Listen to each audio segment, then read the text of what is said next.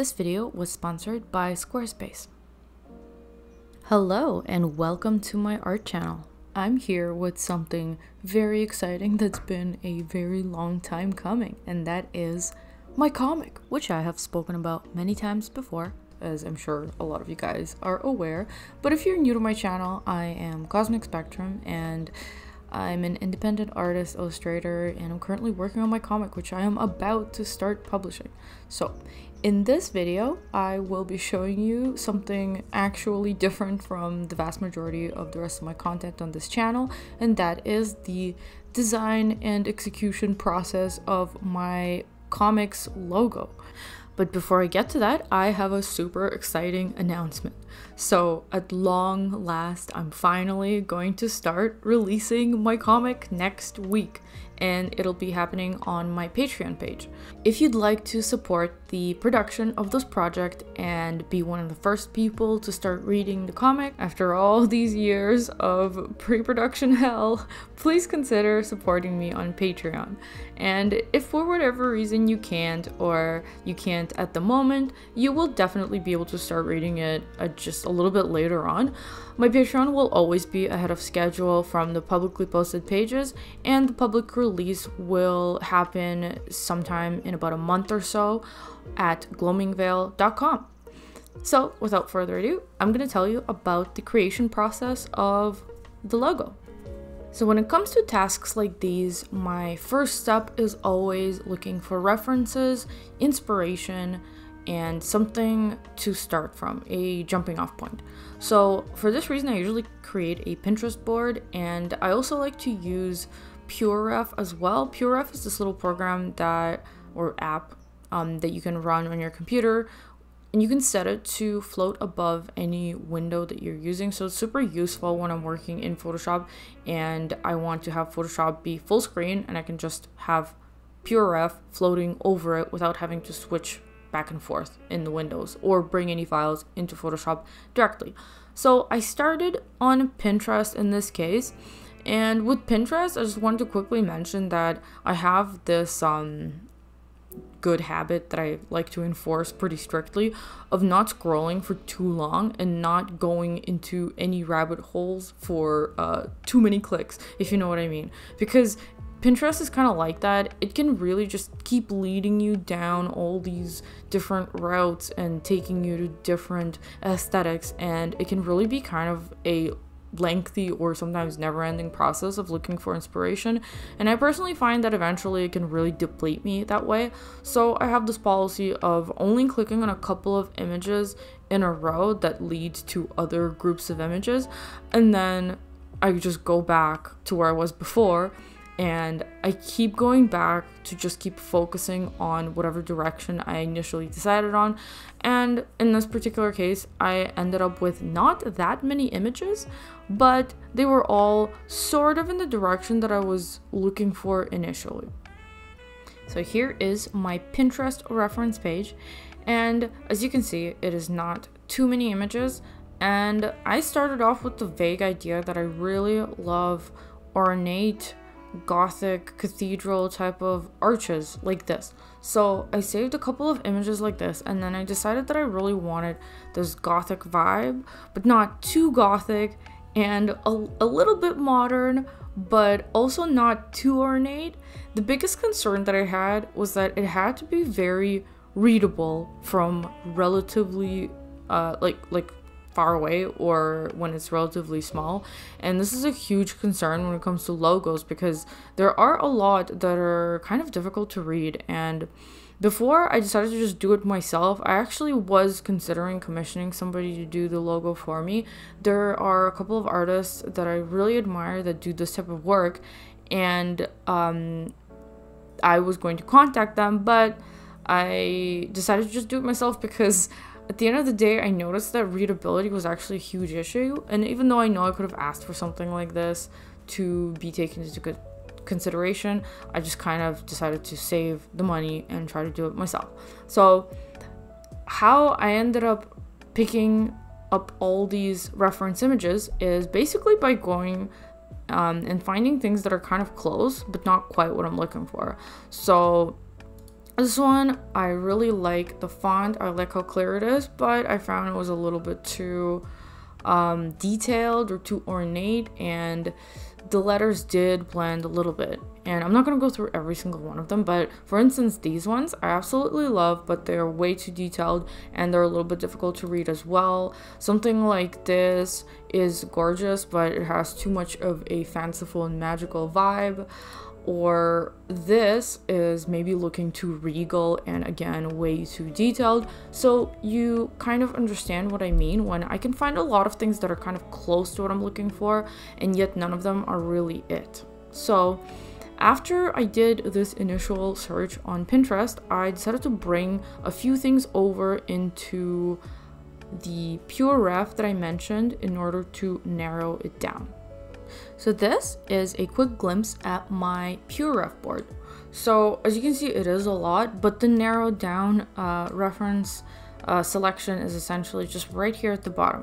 And the reason why there's a little bit more going on here is because first I was looking at other comic covers that I really like. I happen to really like the design choices of this one publisher, I believe is French, Collection Metamorph or metamorph something, can't pronounce it. Anyways, you see what I mean. I really like this aesthetic, and I kind of want to go for something like this in general, but I'm not working on a cover right now, just the logo. So I brought these in here just to reference at some point later on, but for now I am sticking to the logo only. And I also brought in some older stuff that I gathered earlier on, so I just kind of brought these from other pure ref boards that I had from designing the cover for my art book Prism, which I will have a link down in the description below if you don't know about it. But anyways, just pointing out some stuff that I like, some design choices that I enjoy looking at, and finally some extra elements that may or may not come in handy later on. And here is the narrowed down few references that I selected to look at while I work on the actual logo. My god, I just realized that we are 7.5 minutes into the video and I've only just talked about gathering references. But it is an important part of the process, and I am glad I was able to talk about it. But in any case, so now I'm just sketching out the very first iteration of the logo. It's pretty throwaway, I'm not taking it too seriously. It is actually something I end up throwing away a little bit later on. And basically, just to state it again, my goal was to create a clear but an ornate but also clear base that is easy to read.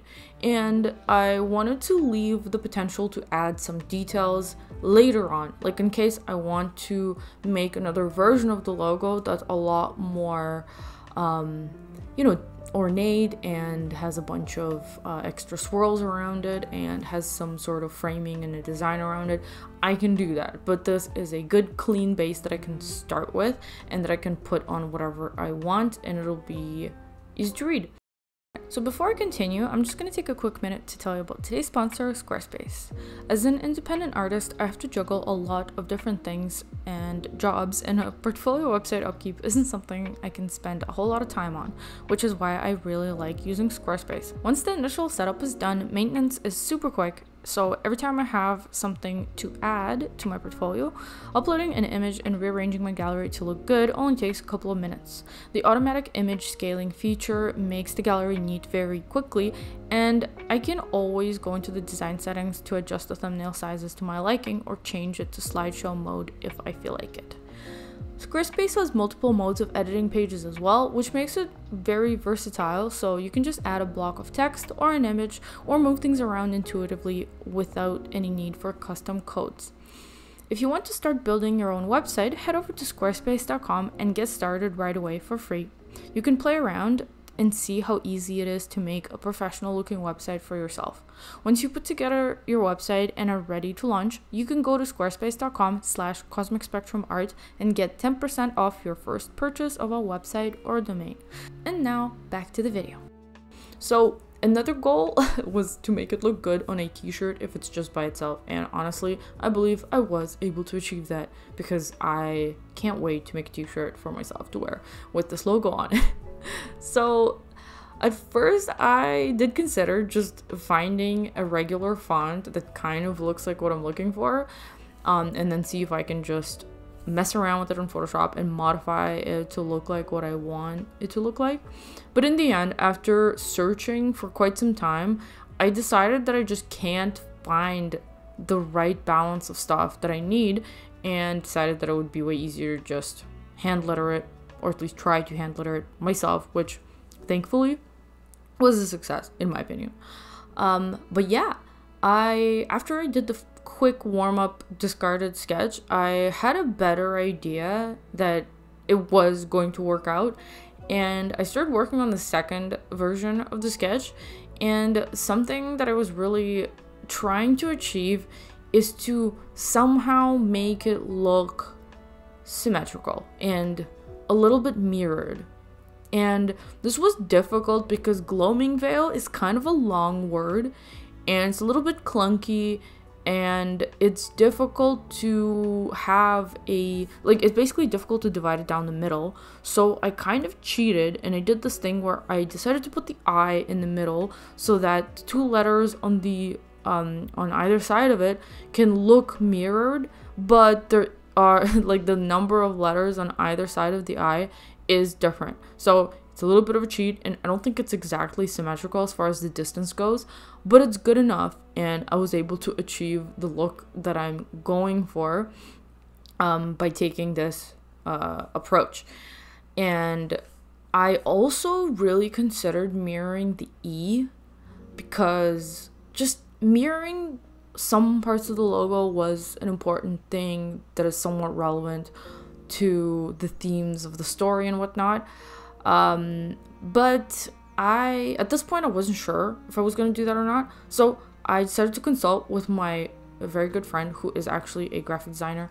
And after speaking with her for a while, she told me that the E should probably just be regular and not mirrored, and I agreed with her. There was a lot of things that weren't really working with that direction, and it looked a little bit awkward, so I decided to just do a couple of more versions with the E being regular.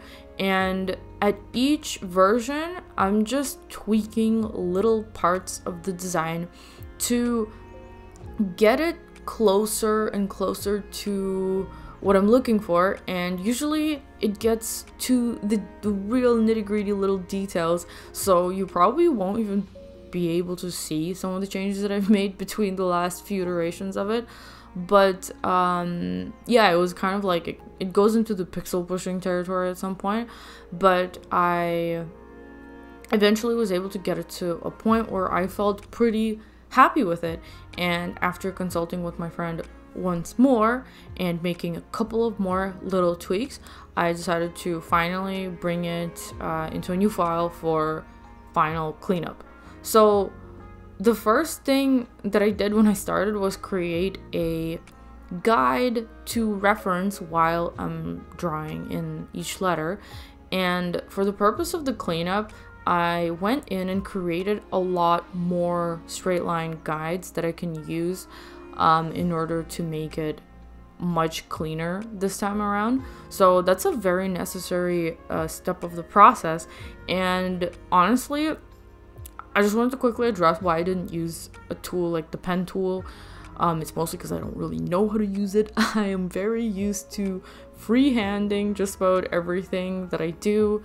And unfortunately, I don't really, I just never learned how to use tools like that require more than just drawing with sheer stubbornness or whatever. So that tends to be my approach to things, for better or worse. But I will say that holding down the shift key and being able to draw straight lines is basically all I needed to make this relatively quick and straightforward to do, because that was the majority of the letters, and then the little swirly parts or anything that deviated from straight lines was pretty easy to freehand afterwards and just clean up the lines. So it's super straightforward, just outlined each letter and then filled it, and then went over, I zoomed in closer to make sure there aren't any pixels I did not fill.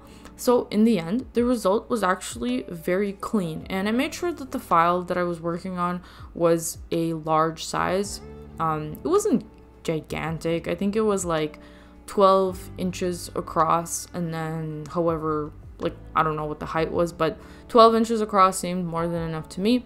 And I already knew going into it that I was going to send it to my friend who would vectorize it for me. I think it's relatively straightforward to vectorize a clean line work as long as it's on its own separate layer and has a transparent background. So yes, I made a couple of small adjustments. Like, I kept tweaking very small things, but in the end it did look very similar to what I pretty much started with.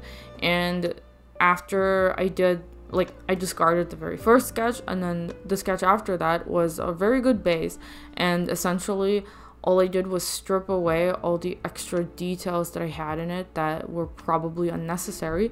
But this version is definitely very easy to add ornate elements to, I think, anyways. And I've specifically decided on this type of curve because I do want the title typically to go on the top of the covers, which eventually will come into existence when I do make a physical copy publication of each volume, whatever. And I am also, basically the story has already been broken down into 3 parts, and there is a subtitle that comes before Gloaming Veil for each part of the book. So I wanted to put some sort of banner like design on top of the Gloaming Veil logo, in which I can put the subtitle, or I don't know what to call it. It's not a subtitle, it's the preface to the word. Anywho, you guys will see it eventually. But yeah, I just wanted to have the option of doing that later on, and hopefully it'll work out. But this is basically it. That's the whole process of creating this logo. Somehow I spent like half the video talking about the reference gathering / research, but hopefully there was enough footage for you guys to see how I went about actually doing it and drawing it. I am very happy with the result. I think it captured just the right vibe that I was going for. A little bit of a metal band type of vibe as well, which is definitely intentional and is a plus because I want it to be on a t-shirt. And yeah, that's about it. As far as brushes go, I typically sketch with a really simple brush.